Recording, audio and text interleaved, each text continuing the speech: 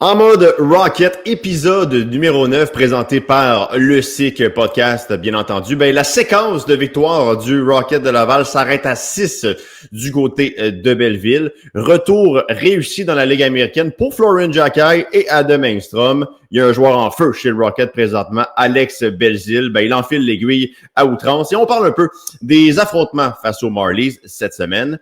Bon épisode! Le SIC Podcast. En mode Rocket.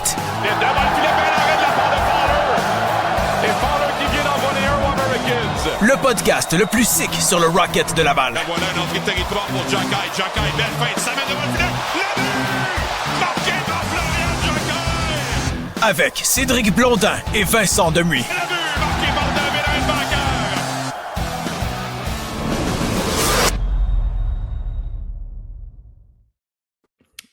Oui, Cédric, c'est parti. Épisode numéro 9 de En mode Rocket. Puis si, moi et Cédric, on a des petits yeux, c'est parce que c'est un épisode matinal.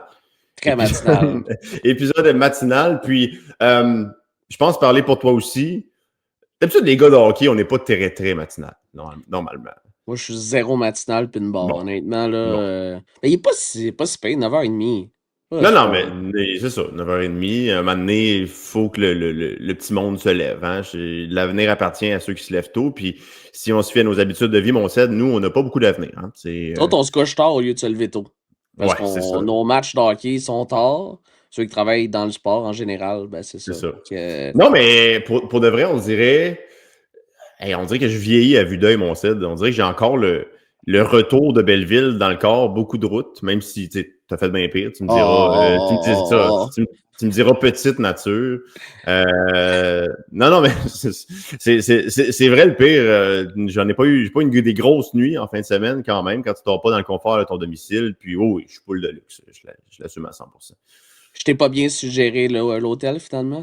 Non, c'était un super bel hôtel, mais anecdote avant de partir dans le vif du sujet. En fin de semaine à Belleville, Cédric, il y avait ce qu'on appelle un magnifique tournoi de hockey mineur. Et là... non, mais c'est ça qui est ça. Donc là, le samedi matin, je peux te dire que la game de mini-hockey dans le couloir, ça y allait de bonne heure. Je ne sais pas qui a gagné dans cette confrontation de jeunes prodiges du hockey dans le couloir, mais ça y allait. Donc, ça te fait rire, hein? Oh, ouais. Non, mais faut dire que c'est là que de magnifiques souvenirs se créent. Je te disais, parce que j'ai fait le voyage avec ma blonde, je te dirais que ma blonde était pas mal plus mal commode à cette idée-là que moi. Moi, je me disais, regarde, c'est des beaux souvenirs pour ces jeunes-là.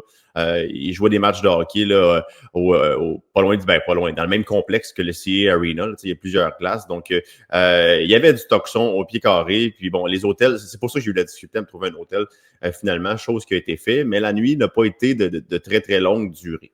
Bref. Ouais, mais c'est sûr que j'ai vécu la même chose il y a quelques semaines à Shawinigan. Ça joue au hockey à 8h moins quart le matin. Puis moi, comme qu'on l'a dit, je suis pas très, très lève-tôt. Eux autres, je pense que c'était un vendredi matin. C'était un tournoi, ça commençait tôt. Puis là, je la trouvais vraiment pas drôle. Fait que je compatis, surtout que le match de samedi était à 7h. C'était une longue journée, là, quand que C'est ça, les deux étaient à 7h, ouais. Apparemment, puis ça, c'est l'envers du décor, puis je me le permets de vous le partager. Apparemment, quelques joueurs du Rocket ont eu de la difficulté à faire des siestes. Mais ça, c'est la réalité. Tu contrôles pas les gens qui sont dans l'hôtel, puis tout ça et tout ça. Es-tu prêt à revenir un peu sur la fin de semaine, Cédric? T'as senti d'attaque? Oui. Je me sens prêt. Mais ça a été, premièrement, ça a été dans le premier match vendredi. Le Rocket était sur une séquence de 5 victoires de suite. On a ramené ça à 6 victoires avec une performance de 5-2. Jusque-là, tout allait bien. Un très, très bon match. J'ai surtout adoré le match on va en reparler plus tard dans cet épisode, mais j'ai surtout adoré le match de Florian Jacquet. On l'a réuni sur un trio avec Joshua Roy et Samuel Blais. Ce trio-là, dans l'ensemble, a connu un excellent week-end. Mais là où dans ce match-là, tout allait bien. Le Rocket avait été la meilleure équipe, victoire de 5-2. Là, le lendemain, est-ce qu'on est arrivé avec un excès de confiance du côté de Belleville? Parce que j'avais adoré la première période dans le match de vendredi où vraiment tu étais sorti en Lion. Là, le capitaine n'était pas là dans le deuxième match, lui qui attend la naissance de son enfant. Bref, on est très heureux pour le capitaine, mais on a l'impression que ça Je sais pas si ça a eu un impact tant que ça, mais probablement un petit peu. La première période dans le match de samedi, ça a été peut-être l'une des pires périodes du Rocket de Laval cette saison. Je ne sais pas si tu as de quoi ajouter à cet effet-là, Cédric. Ouais, je suis 100% d'accord avec toi, Vincent. Tu peux pas donner 3 buts en l'espace dans les 11 premières minutes, 11:07 là, de la première période samedi. Puis tu sais, même si Pascal Vincent va dire « Ah, ben, c'est peut-être pas la faute nécessairement qu'Apo Kekkonen, mais à un moment donné, il y avait un arrêt qui aurait dû être fait. » Je vais pas lancer nécessairement juste le blâme sur lui, mais il y a des buts où ce que peut-être, au moins un qui aurait peut-être pu être arrêté pour peut-être permettre de stopper l'hémorragie, Vincent. Mais en bout de ligne, on a été permissif sur les chances qu'on a données. Il y a un tir là, dans l'eau de l'enclave. Là. Je me rappelle plus c'est lequel. Celui d'Harrington. Il n'y a pas grand-chose à faire là-dessus. Là. Harrington, c'est du cercle droit. Le haut de l'enclave, ça, tu dois faire référence au but de Jordan Donovan. Où vraiment... Exactement, c'est ça. Mais les défenseurs de Belleville ont pris beaucoup de liberté en première période, puis tu bloquais pas de tir. C'est ça. Fait que, puis tu sais, Vincent. Puis juste être complété. Tu sais, oui, vendredi, t'as ce bon résultat-là, tu l'emportes par la marque de 5-2. Tu le sais déjà d'avance que c'est difficile de gagner un 2-2. C'est déjà compliqué de le faire. Là, tu le fais. Tu vas chercher tu reviens avec 2 points sur 4 dans l'autobus. Mais je pense que c'est plus la performance et le début du match qui a déçu Pascal Vincent. Mais c'est qu'on n'était pas prêt. Puis tu sais, quelle part de responsabilité là-dedans appartient à Pascal Vincent? Je pense qu'un peu. C'est surtout la job de l'entraîneur de faire en sorte que les joueurs sont prêts en début de match, mais on n'était pas prêts, on n'était pas robustes. J'ai pas aimé comment on travaillait derrière le gardien de but Kekkonen. Les joueurs des Sénateurs avaient trop de liberté en faux territoire, puis des batailles perdues. On était vraiment à la traîne, on passait beaucoup de temps dans notre zone. Puis c'est pas normal que dans cette première période-là, tes meilleures chances sont en désavantage numérique, dont une de Joshua Roy dans cette période-là. Je regarde mes petites notes ici. Ouais, une de Joshua Roy, une de Laurent Dauphin en désavantage numérique. Tu as quand même eu 4 chances de marquer en première période. Tu en as accordé 8. Mais à la base, c'est le centre de la glace en zone défensive était beaucoup trop disponible dans cette première période-là. Non, c'est ça. Puis, mais la seule chose, cependant, c'est qu'encore une fois, qu'est-ce que ça prouve la suite du match, Vincent?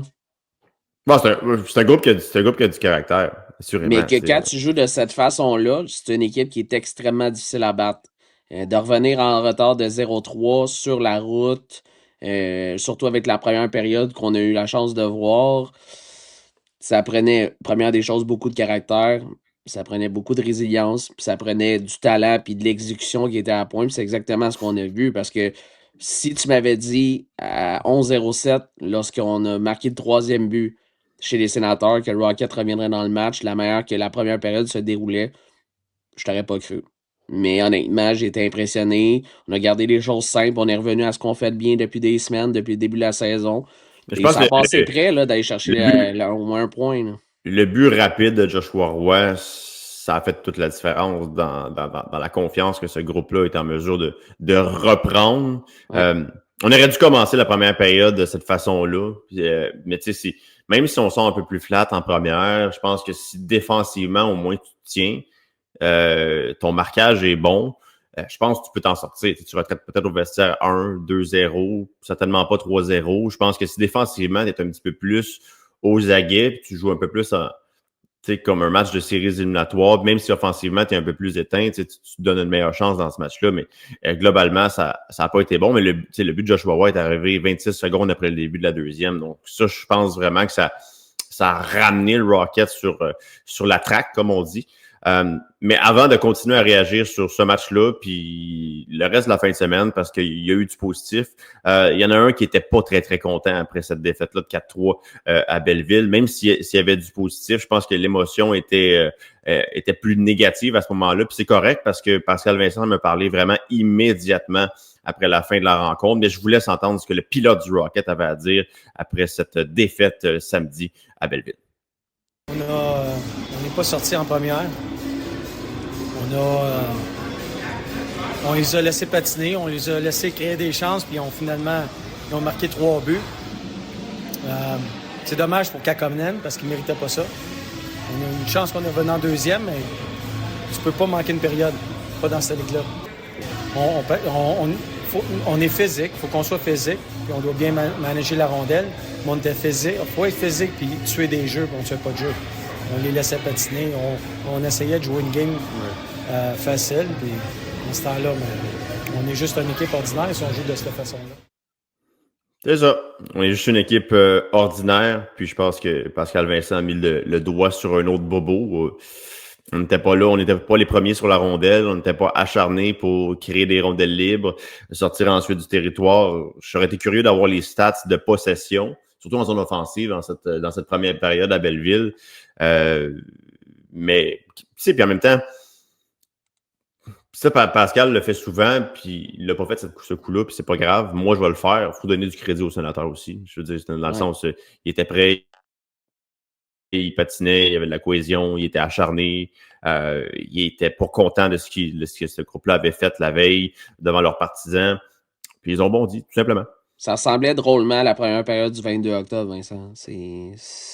La seule chose que je vois de différent, c'est que le Rocket a mieux géré la suite des choses pour pas que la chaîne à dérape. C'est la bonne nouvelle. Mais tu sais, des performances comme ça, Vincent, tu vas en avoir.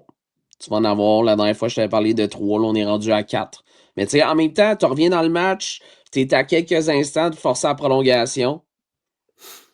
Tu sais, tu reviens avec un point supplémentaire ou 2 points. Tu l'oublies peut-être. Là, et de travers, parce qu'en plus, tu donnes un but avec 2 minutes à faire à peu près en troisième période. Ben, c'est ça. Puis, tu sais, je vais t'arrêter parce qu'on arrive au point où je voulais en venir. Quand même, en troisième période, tu as fait en sorte, grâce à ta deuxième période, que le match était disponible. Le match était disponible, même si tu le méritais pas. Tu sais, donc, puis tu as eu tes chances en troisième période. C'est ça qui fait un peu mal. Tu as eu un avantage numérique, peut-être, il restait quoi? 6 minutes, 5 minutes, tu as un avantage numérique, tu n'as pas été en mesure d'en profiter. Tu as eu des grosses chances de s'échapper de Roy et Beck en troisième période. Le match aurait pu t'appartenir. Mais à la base, tu l'as rendu aussi disponible au sénateur de Belleville en troisième parce que tu n'as pas été opportuniste.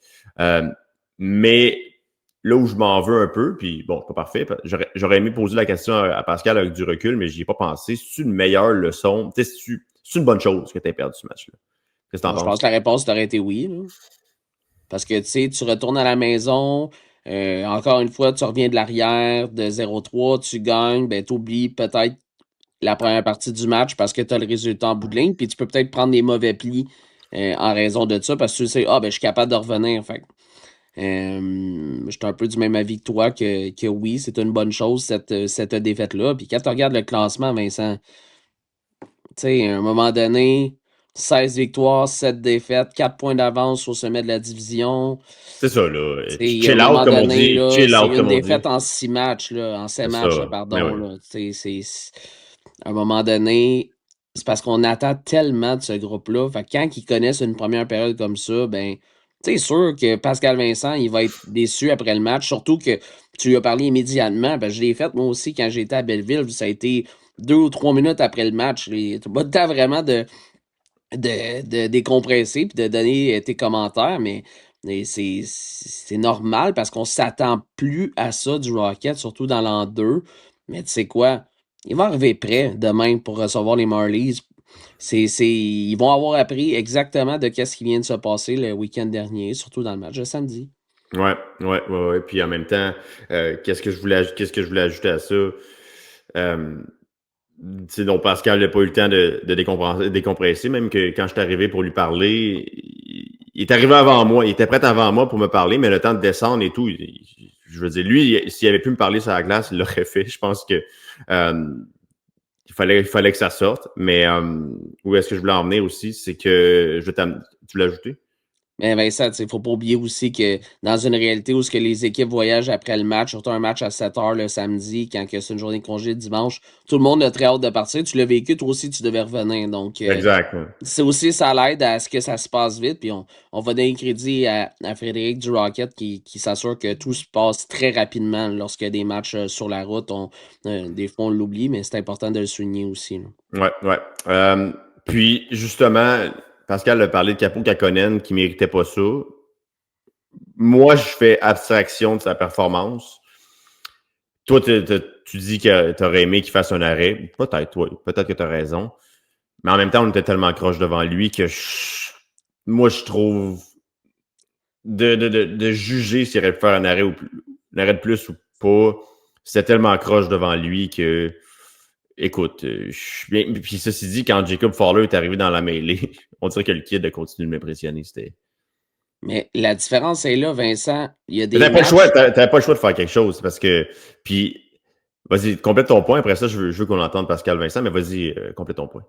Mais c'est surtout ça, c'est que, tu sais, Jacob Fowler, dans les dernières semaines, lorsque le Rocket était croche, combien de fois, en faisant les arrêts, a permis au Rocket de réajuster le tir puis finalement gagner les matchs dans les dernières semaines. C'est arrivé beaucoup de fois, là, Vincent.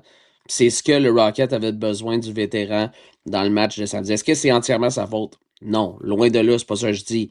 Mais à un moment donné, 3 buts en 11 minutes, ça prenait au moins un arrêt sur les 3. Puis c'est correct, tu sais, en même temps, c'est parce que, comme j'ai dit, c'est un peu la même chose. On s'attend à ça. Fait que quand c'est pas ça, ben c'est sûr certain qu'on est comme d'un autre avis et qu'on n'est pas trop certain de qu'est-ce qu'on voit. OK.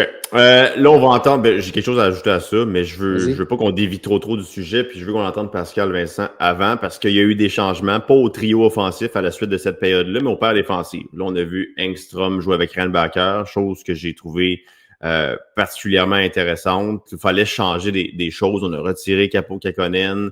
Probablement qu'il s'est dit, il y a eu des choses qui se sont dites dans le vestiaire après la première période. Bon, je ne sais pas exactement ce qui s'est dit, mais il fallait faire des changements. On va l'écouter Pascal Vincent qui a dû ajuster le tir pour que son groupe revienne dans ce match-là. Puis à quelque part, ça a fonctionné. On va l'écouter, Pascal. Ça ne fonctionne pas une période, il faut qu'on fasse des ajustements. Je call un time-out, on a changé le goaler, on a fait une couple de changements. Il faut essayer de trouver un starting point. Puis ça a fonctionné.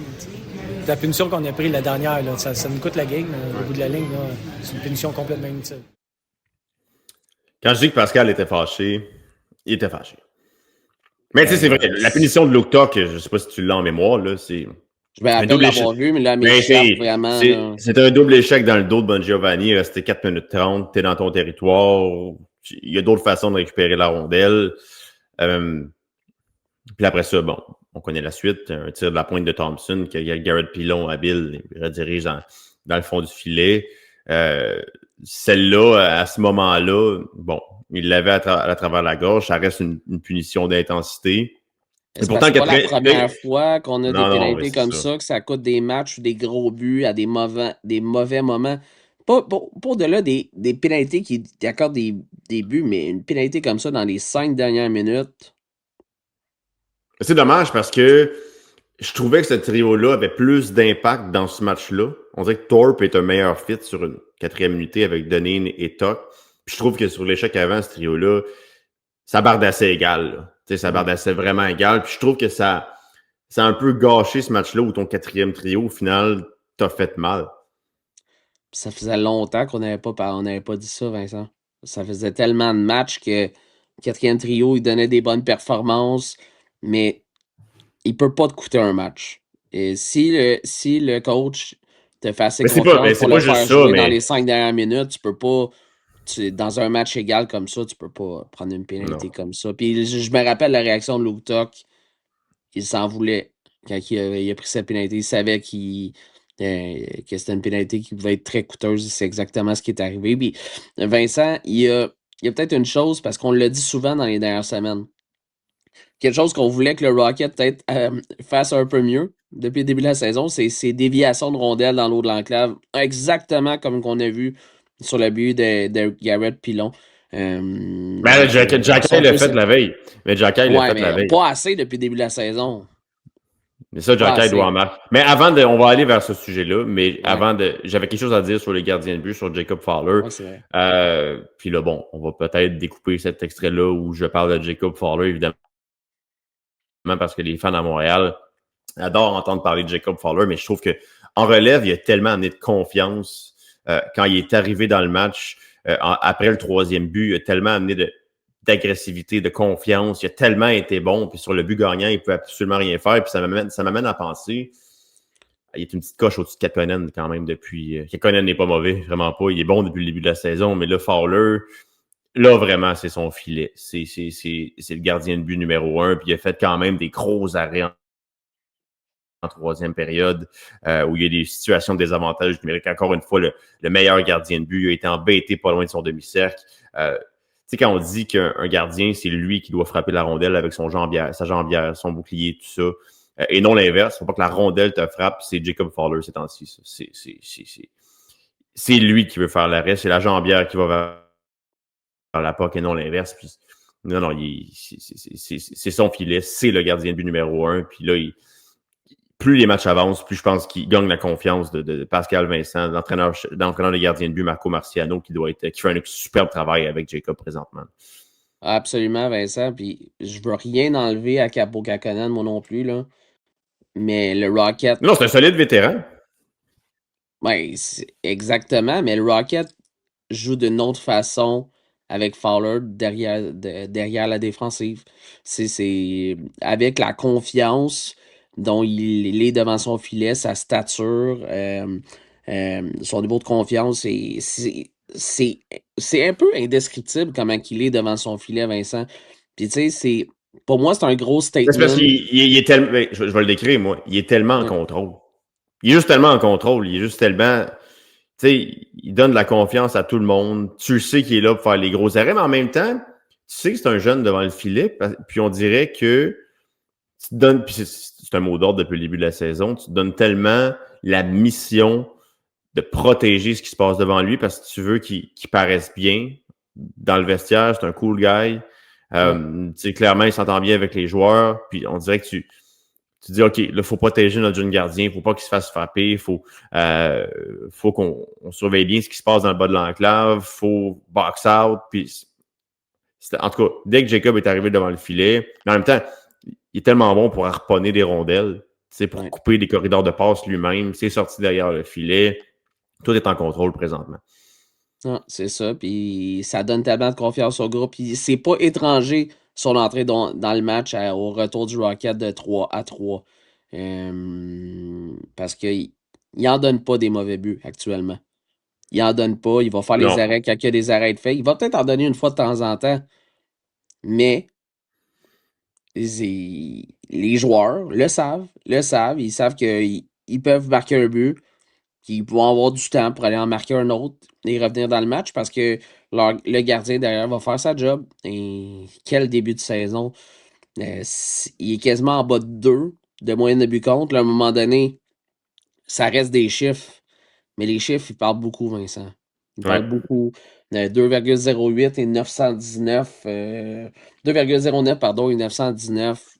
C'est 12 victoires en 18 matchs depuis le début de sa carrière dans la Ligue américaine. Il vient d'avoir 21 ans. Moi, je trouve ça... je demande qu'à continuer à être impressionné, Vincent, honnêtement. Ça va être dur, mais c'est ça. OK. Après, deuxième sujet, après 5 matchs avec le Canadien, c'est quand même un bel échantillon pour Florian Xhekaj. On a pris la décision de le retourner avec le Rocket, même chose pour Adam Engstrom, qui en a joué 2 de mémoire. Alors, on préfère être un petit peu plus à court au niveau patineur chez le Canadien de Montréal et d'envoyer Xhekaj et Engstrom jouer des matchs face aux Sénateurs de Belleville en fin de semaine. Mais avant de parler de Xhekaj, je veux qu'on écoute le 63, le principal intéressé, qui parle de son expérience avec les Canadiens. Et ça s'est fait en territoire connu quand même, avec Engstrom, un coéquipier de lui à Laval, avec Davidson, même chose. Donc, avec quand même des visages connus dans le vestiaire des Canadiens. Je pense que ça a rendu un peu tout le monde à l'aise. On va l'écouter, Florian Xhekaj. I mean, obviously, there's still a lot to work on to be the player I need to be up there. So, yeah, just come here, continue to work, take it as a positive, and I mean, we have a good team here, good staff, so, I'm happy to be here. Yeah, for sure. We had Jared up there, we had Wazdy up there first when I got called up, so we had a nice little Laval crew. So, no, I mean, obviously, for me and Davidson to be up there when Adam comes and plays the first game, it obviously helps him feel more comfortable out there. So, yeah, it's good. Ouais. Et j'en parlais un peu à Pascal Vincent après le match de samedi, puis j'ai pas gardé l'extrait, mais normalement, avec mon expérience dans la Ligue américaine, quand un joueur est retourné dans les mineurs, il y a différents types de façons de répondre.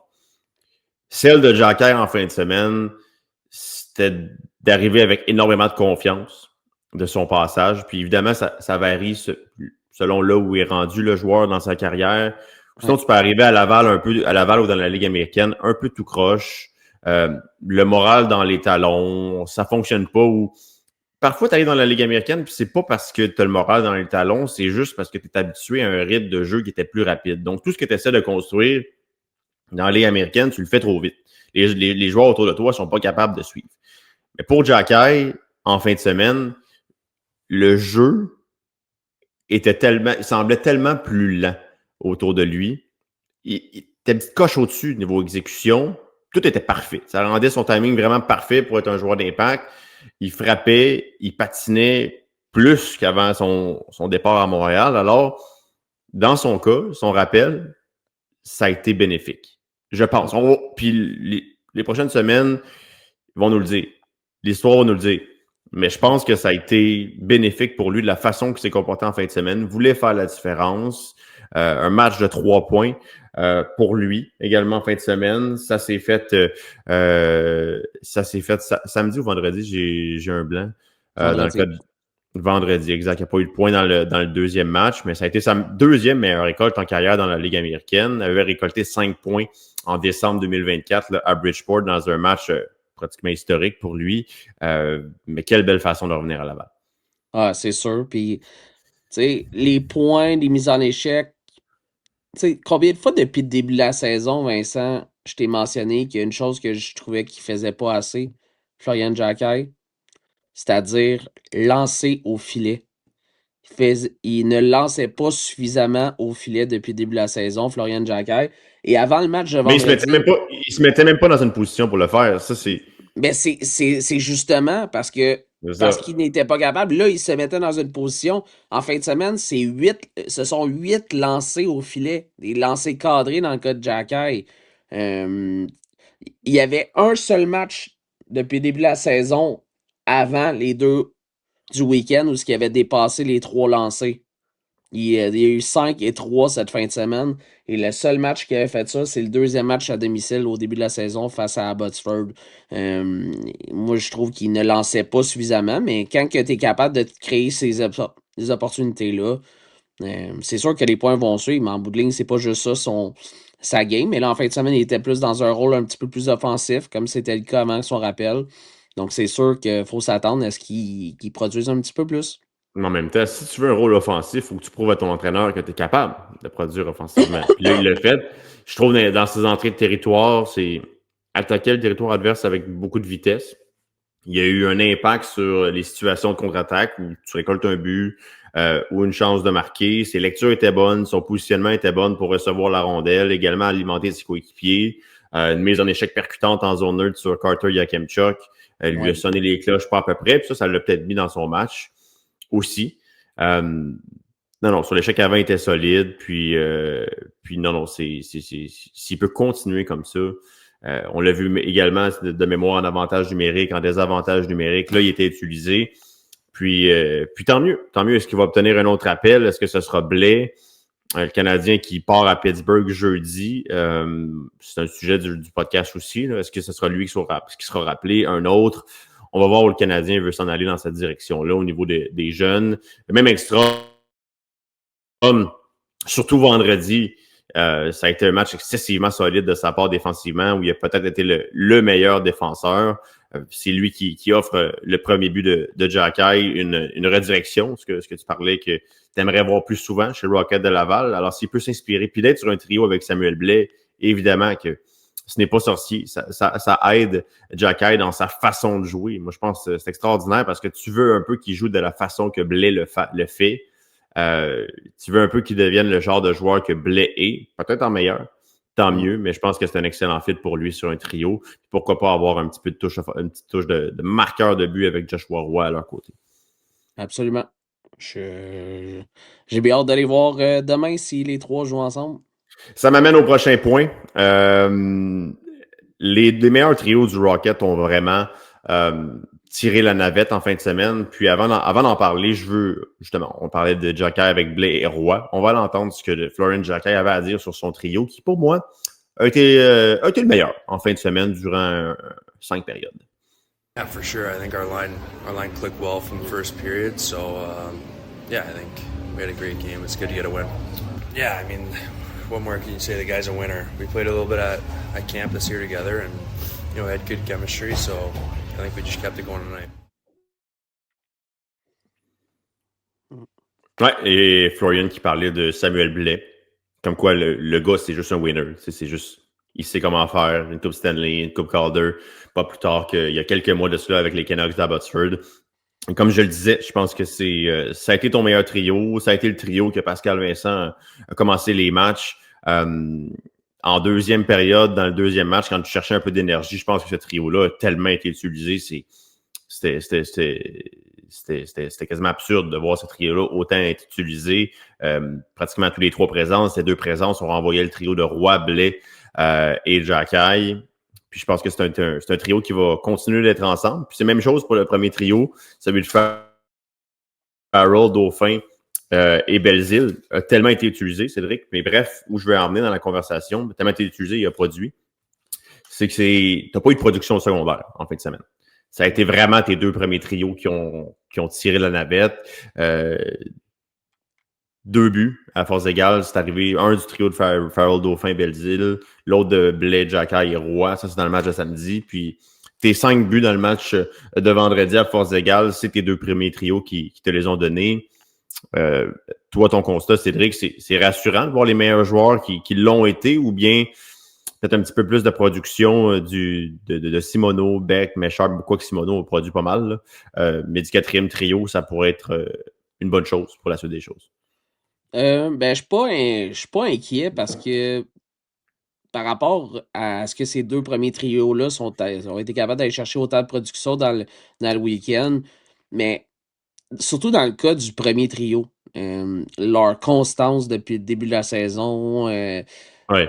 tu as besoin de ça. Laurent Dauphin, c'est le meilleur pointeur de la Ligue américaine en date d'aujourd'hui. Alex Belzile, 5 matchs de suite avec au moins un but, 2 matchs de 2 buts là-dedans, en plus de ça. C'est des game changers chez Rocket. Donc, tu sais, déjà que tu sais que ceux-là vont être capables d'aller chercher des points quasiment à chaque soir. C'est que c'est pratiquement le cas, c'est pas mal. Là. Je regarde Mais ça. c'est beaucoup de temps de glace aussi pour le faire, l'avantage numérique. Parce qu'ils n'ont pas le choix. Parce qu'ils produisent. Ils sont responsables défensivement. Il y a moins de pénalités qui sont prises par Belzile comparé au début de la saison. Fait qu'il est mis dans des positions où ce que justement il peut avoir la confiance de son entraîneur. C'est pas pour rien qu'il est là aussi, bien évidemment. Là. C'est un Mais vétéran.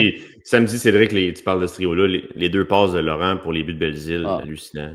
Je veux dire, c'est en avantage numérique, comment il attire tout le monde, puis qu'il remet à Belzile, puis sur son deuxième, celui à force égale, 2 buts en deuxième période, la passe transversale. C'est du grand Laurent. C'est du grand Laurent, je pense. Mais ces deux-là se trouvent tellement facilement sur la glace. Ben oui. C'est quelque chose et ce sera impossible de les séparer. Ça peut arriver parce que les deux, ils peuvent jouer au centre, bien évidemment. Alex Belzile prend beaucoup de mise au jeu, mais la meilleure que les deux roulent ensemble. Mais. À moins d'un rappel, on ne touche pas à ces deux trios-là pour la semaine. Je pense que c'est là où je voulais en venir. C'est assez clair. Tu as vraiment un top 6 qui est. Puis là, on parle de trio dans la Ligue américaine, il peut se passer tellement de choses, une tornade de changement, puis tu n'as plus les mêmes combinaisons. Mais si tu attaques Toronto, Bridgeport avec ces trios-là, watch out. Tu as 2 premiers trios, bref.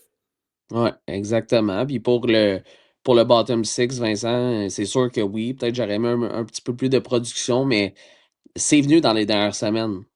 Donc, Simoneau est allé chercher un gros but en désavantage numérique dans le match face à Providence. C'est correct là, aussi en même temps. Ils ne pourront pas toujours t'en donner. Mais c'est ça. Quand que le Rocket en a besoin, on sait qu'ils vont être là. Parce qu'ils ont toujours l'opportunité d'en marquer des gros buts. Puis Puis sur la route, d'autant plus, des fois, c'est un petit peu plus compliqué.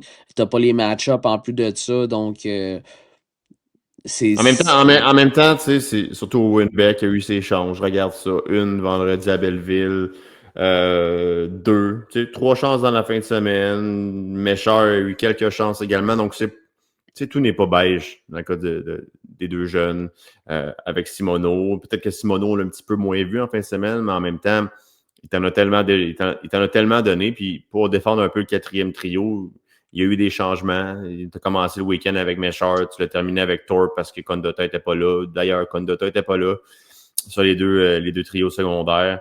Alors, c'est sûr que ça a brassé la marmite. Puis Pascal Vincent est un entraîneur-chef qui adore la stabilité. Alors, veut pas, ça a déstabilisé un peu tout le monde. Ouais. Et peut-être que aussi ça explique peut-être dans le match de samedi l'absence de Condotta. Hein. On sait que c'est son trio avec Simoneau ont été très bons lors de la semaine dernière là, face à Providence. Donc, c'est sûr que ça peut avoir un certain impact. Puis avec Beck,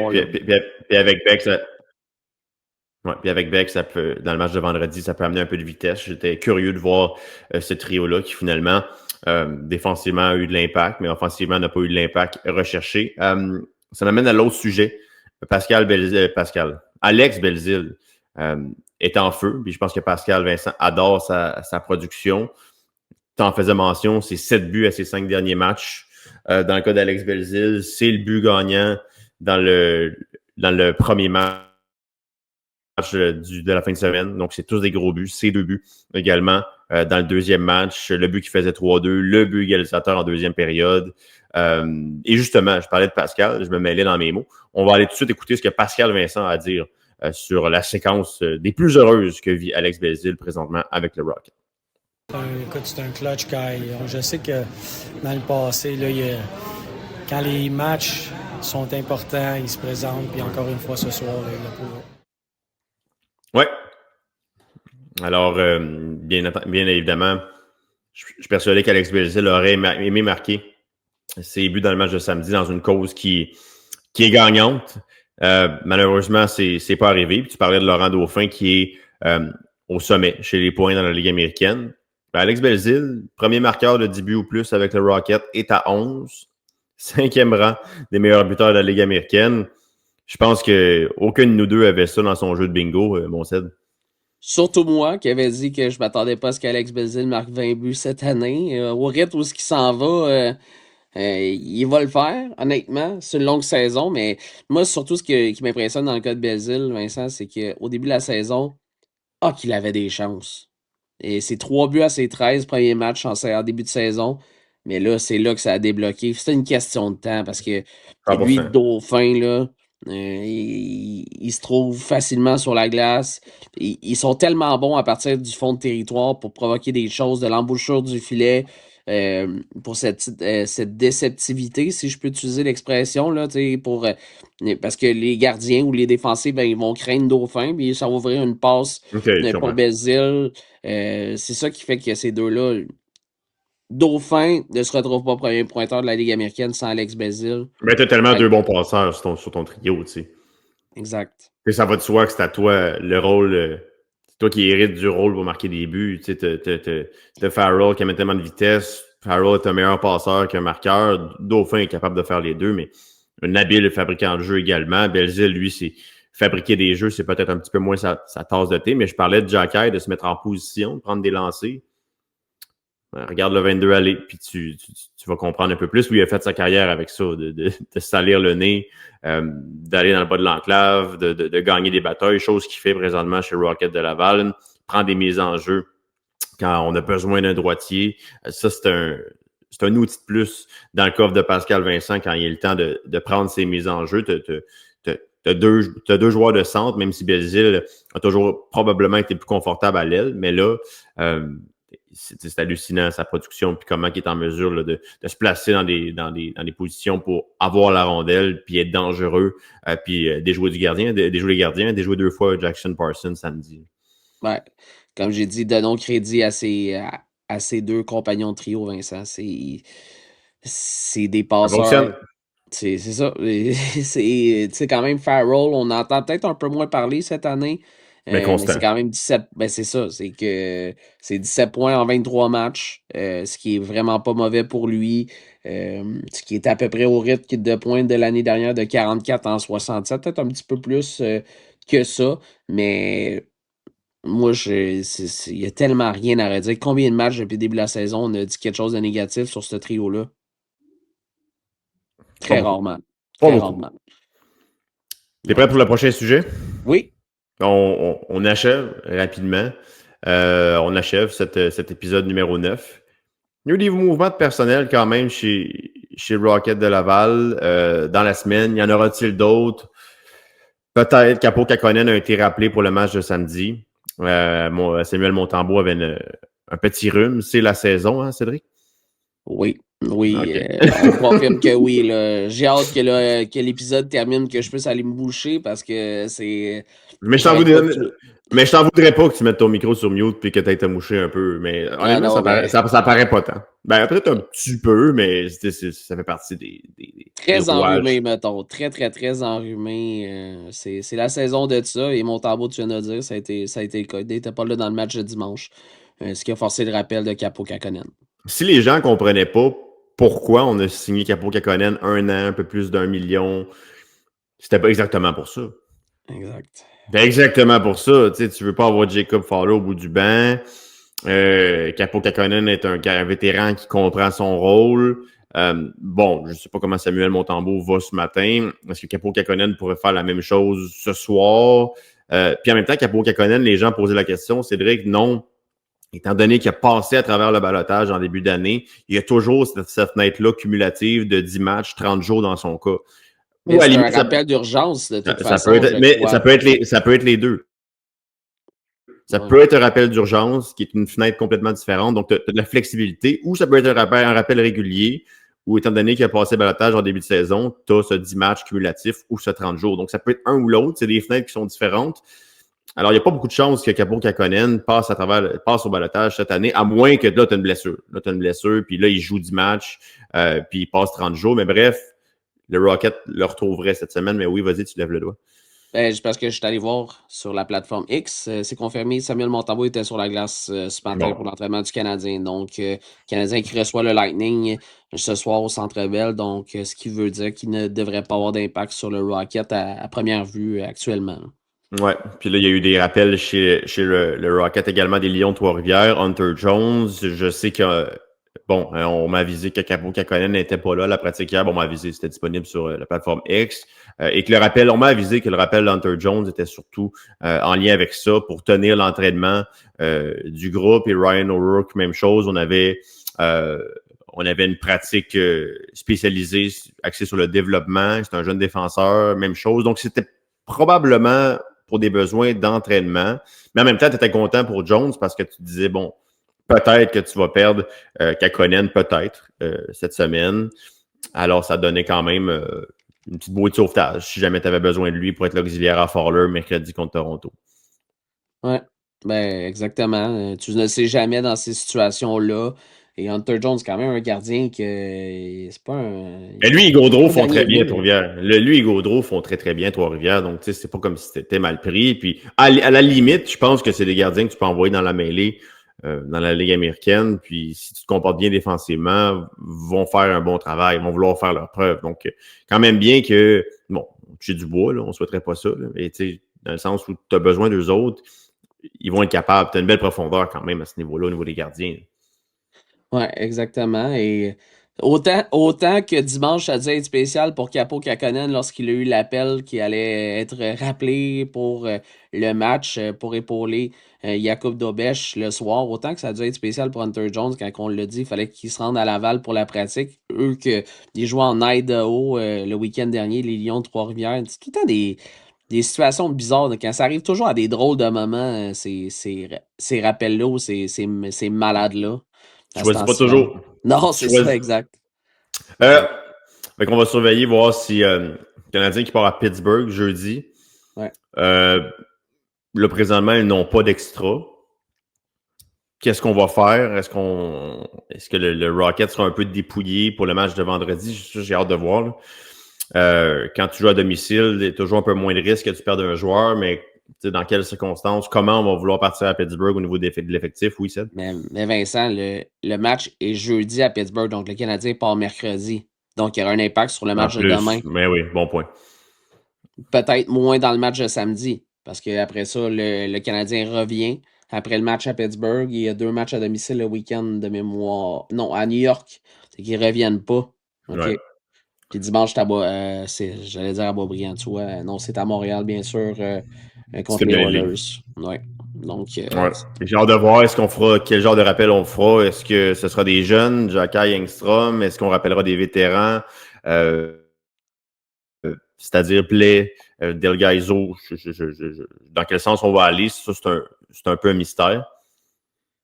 ouais, ben, j'ai entendu la semaine dernière que ça a l'air que Kaden Goulet a fait le voyage à Toronto. Est-ce que lui approche un retour au jeu? On ne le sait pas trop, honnêtement, là, mais Mais s'il là, a fait le si, tu sais, voyage, j'ose imaginer que ça doit s'en venir, là. Donc, ça pourrait peut-être aider le aussi la situation. deux matchs compétitifs. Ouais, deux matchs de suite, Pittsburgh, New York, c'est sûr qu'il y aura des rappels. C'est un rappel au moins. À mon avis, bon, qu'est-ce qu'on va faire? Ça va être à suivre. Après le match Ouais, mais d'aujourd'hui, on devrait avoir des nouvelles. ben, j'imagine que ça va peut-être dépendre du match de ce soir contre Tampa Bay. Ça va peut-être dépendre de comment qu'on est content, J'aime pas. si on a besoin d'un défenseur pour rentrer dans la formation, on sait qui risque d'être appelé. Si on a Mhm. besoin d'un défenseur qui pourrait être là en cas de secours, parce que de toute façon, s'il y a quoi que ce soit, un vol Montréal-New York, s'il y en a je sais pas combien par jour, donc c'est pas C'est ça pas. m'inquiète peut-être un peu moins là, dans ce cas-là. Là. C'est un vol très court, donc ils peuvent même voyager le jour même si jamais il y a une urgence. Donc à surveiller dans ce cas-là, Vincent. À surveiller dans les prochaines heures, à mon avis, il y aura du mouvement en ce sens-là. Vivement le retour des blessés à Montréal. Je pense au mois de janvier. Kirby Dack au mois de janvier, peut-être Goulet, ça va donner peut-être une meilleure flexibilité aux Canadiens pour garder ces jeunes à Laval. On va suivre. Oui, après ça, on passe aux Mais Marlies. à moins que je me trompe, là, ils sont montés à Toronto avec 12-6 hein, de mémoire ce week-end. Oui, mais c'était juste un match. Puis ils revenaient le Ouais. lendemain à la maison.